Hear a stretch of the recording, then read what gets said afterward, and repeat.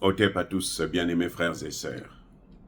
Nous allons vous parler de la vengeance de Marine Le Pen. Marine Le Pen se venge contre les mondialistes, contre Emmanuel Macron, qui l'a manipulée, qui a joué avec elle. Eh oui, il y a des gens qui se disent que non, Marine Le Pen va tout perdre.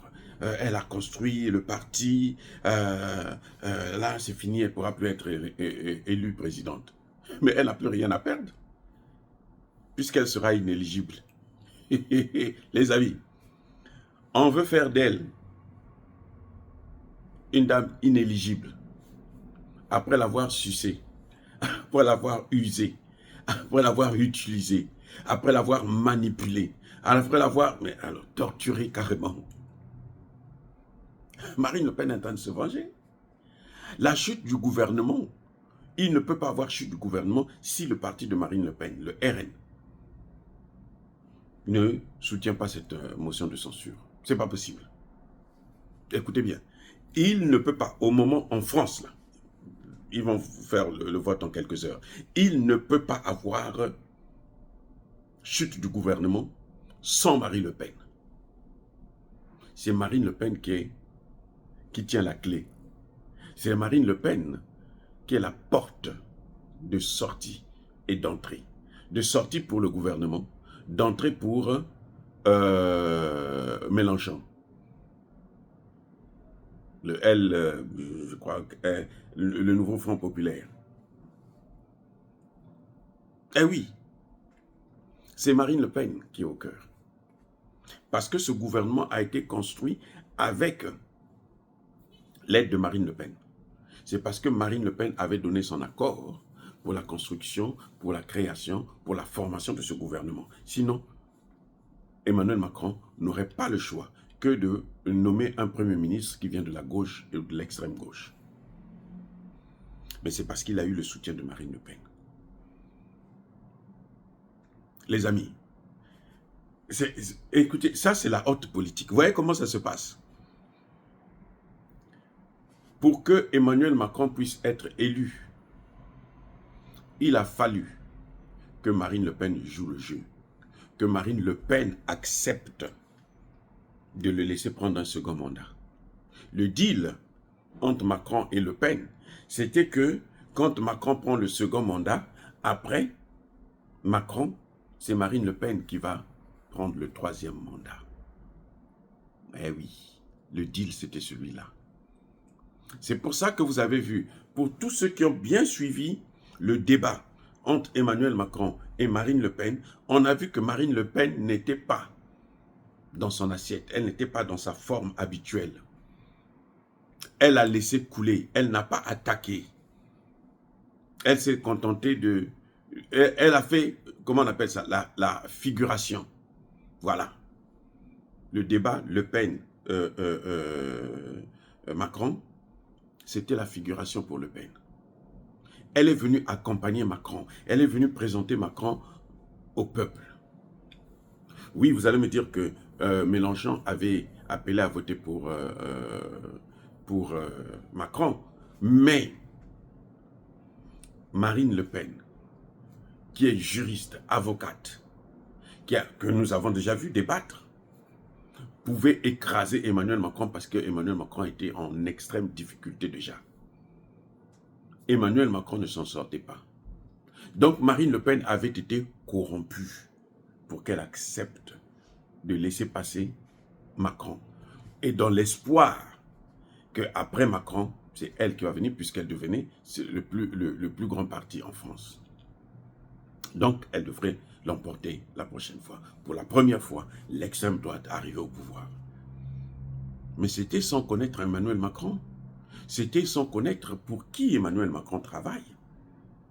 Oui, Emmanuel Macron travaille pour les mondialistes. Emmanuel Macron a été amené au pouvoir par les mondialistes.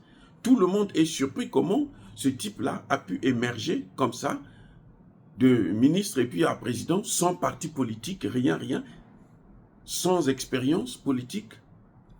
Mais parce qu'il est venu de quelque part. Parce qu'il y avait des gens qui l'ont amené dans leur valise. et puis qui sont venus ouvrir la valise à l'Élysée, on l'a sorti, on dit, assieds-toi là. Mais, comme vous avez affaire à des mondialistes, 1, ce sont des menteurs, 2, ce sont des escrocs, 3, ils ne disent jamais la vérité, bon, ce sont des menteurs, 3, ils ne respectent jamais leurs engagements, c'est le propre d'ailleurs de tout menteur. On peut citer tous les problèmes. Qu'est-ce que Emmanuel Macron va faire? Emmanuel Macron arrive, il est en difficulté. Il dissout le gouvernement. Il crée il veut former un gouvernement, mais il se dit, il ne faut pas donner la place à Mélenchon. Parce que c'est Mélenchon qui devrait être son premier ministre. Et oui, Mélenchon a soutenu. En politique, on ne soutient pas pour rien. En politique, chaque fois que vous tendez la main, vous devrez recevoir. Ah oui, en politique, c'est nous en Afrique où, bon, il y a des gens qui votent juste parce que, bon, il est de ton ethnie, parce que, bon, lui, il t'a donné 1000 francs et tout. Non, en politique, c'est pas ça. Tu regardes, bon, est-ce que celui-là, il pourra faire mon affaire? Moi, je pourrais faire les affaires, mon entreprise pourra maintenant prospérer, il va baisser les taxes, il va ceci, il va cela. Donc Mélenchon attendait la primature. Emmanuel Macron donc a baisé la gueule à Mélenchon et à Marine Le Pen en même temps. Ouais, comment il est. C'est ça le problème. Ce que vous voyez en France là, c'est pas une crise, c'est une revanche. C'est la vengeance de ce que Emmanuel Macron a manipulé, a utilisé pour qu'il s'assoie toujours au préchoir. Et maintenant, ils veulent sa tête. Les amis, écoutez-moi bien. Ils veulent sa tête, à gauche et à droite. Vous voyez que ce sont les deux qui vont voter la motion de censure. S'il faut voter cette motion, ce sont les deux. Et comme je disais pour le cas du Mali, ce n'est pas le Premier ministre qui est visé, c'est le président lui-même qui est visé. Parce qu'on sait que si on dissout ce gouvernement, eh ben, le président n'aura pas de choix que probablement de démissionner et puis on organise des élections anticipées présidentielles. Donc, quand Emmanuel Macron, ce qu'il fait, c'est qu'il frappe à Mélenchon, il le dribble, il joue avec lui, il dissout l'Assemblée, il nomme un autre Premier ministre, alors que le parti de Mélenchon, la coalition de gauche, a gagné l'élection, est majoritaire, il se passe d'eux et va nommer Barnier, juste pour écraser Mélenchon. Entre-temps, Marine Le Pen, qu'est-ce qu'il fait d'elle? Il la prend, il l'envoie en justice pour l'inéligibilité. Parce que les mondialistes ont déjà préparé quelqu'un pour le remplacer. Donc, pour éviter que, pour ouvrir la voie à cette personne-là, il faut donc casser Marine Le Pen. Et on l'envoie en justice pour qu'elle puisse être inéligible. Et là, Marine Le Pen se réveille, se dit, mais attendez, mais donc je me suis fait baiser au pluriel par ce type-là, ce mesquin-là, ce minable, cet idiot qui a tout détruit en Afrique. Elle se réveille, elle dit non, il faut le faire partir. Mélenchon aussi se dit, mais moi aussi je veux me venger. Donc les deux extrêmes s'entendent. Ce sont les deux extrêmes qui vont faire couler ce gouvernement. La censure, là, c'est les deux extrêmes. Si l'un d'eux dit, moi je ne vote pas, c'est fini par terre. Or, les deux extrêmes ont été baisés par Macron. Et oui. Et c'est maître. Les deux, Mélenchon et puis Marine Le Pen. Donc les deux sont obligés, s'ils réfléchissent, ils sont obligés de s'asseoir pour dire, bon, on va le détruire. Et c'est ce qu'ils sont en train de vouloir faire. Vous voyez les gars? Maintenant, qu'est-ce que vous entendez sur les médias français? On dit non, Marine Le Pen est bête. Elle est en train de tout perdre. Parce que ceci. Mais elle a déjà tout perdu puisqu'elle elle va être inéligible. Vous voyez comment ils sont pas sérieux. Elle va être inéligible. Mais elle a déjà tout perdu. Tous les efforts que son père a fait et qu'elle-même a fait pendant plus de 20 ans, 40 ans, c'était le moment pour elle maintenant de soulager son père avant sa mort ou elle-même. On veut leur dire que vous êtes inéligible. Et elle et son père, hein, c'est les deux qui sont poursuivis pour inéligibilité. Et donc, à ce moment, qu'est-ce qui va se passer? Elle n'a rien, Marine Le Pen n'a rien à perdre. Écoutez bien, elle n'a rien à perdre, elle a déjà tout perdu. Mélenchon n'a rien à perdre, il a déjà tout perdu. Parce qu'il ne pourra plus se présenter. Vu son âge et tout, il se dit, bon, il faut laisser la place aux plus jeunes. Donc, il a tout perdu. Donc, voyez comment, pour des intérêts personnels, un homme peut détruire le pays. Ce n'est pas seulement en Afrique que nous voyons ça, les amis. Ce n'est pas seulement en Afrique. Là, nous sommes en France. Hein. Pour les intérêts des mondialistes, ils sont en train de détruire toute la France. Écoutez bien, regardez. Pour les intérêts des mondialistes, ils sont en train de détruire la France. Ils mettent la France à genoux. Parce que ce monde-là n'accepte plus leur système, leur modèle, leur manipulation. Comme le monde ne supporte plus ça, qu'est-ce qu'ils font? Ils sont obligés de mettre le feu. On va perdre. Après moi, le déluge. Tous, nous allons perdre. Là, Macron se dit, tant pis.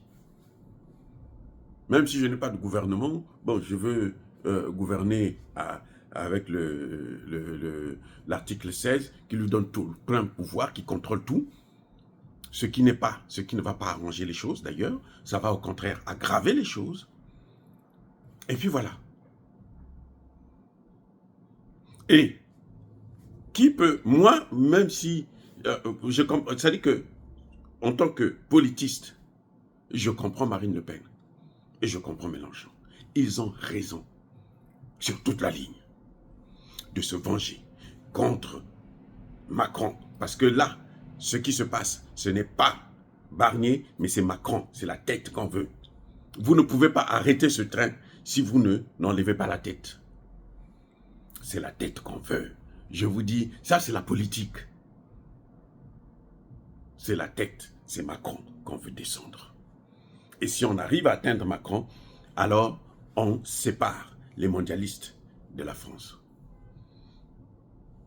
Vont-ils pouvoir le faire? Parce que Macron a quand même d'autres cartes à jouer, quitte à brûler complètement le pays, quitte à le mettre par terre. Il a les médias avec lui pour faire le sale boulot. Vous voyez, ce sont les médias qui vous disent, non, Marine Le Pen elle va tout perdre comme ça si elle vote la censure. Mais elle a déjà tout perdu, la pauvre dame. Elle s'est fait baiser au pluriel. On a joué avec elle comme une gamine. Et c'est maintenant qu'elle comprend, elle se dit non. Et ça, c'est sa dernière chance de donner une leçon à Macron. C'est la dernière chance de Marine Le Pen de donner une leçon à Macron. Sinon, elle aura tout perdu.